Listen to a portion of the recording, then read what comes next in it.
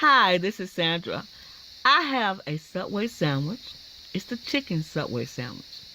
What I did, I pushed it all the way back so it can open up, and I put it in the oven and let it brown with some Swiss cheese.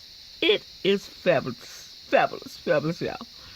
This is what you can do with a Subway sandwich when you have a leftover Subway sandwich and it's kind of soggy, the bread kind of soggy. Toast that bread.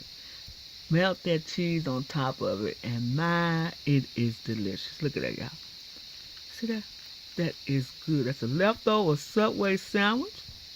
And I'm glad crunchy later. That's good, man. This is Sandra. I want to tell you happy eating and thank you for coming to my channel.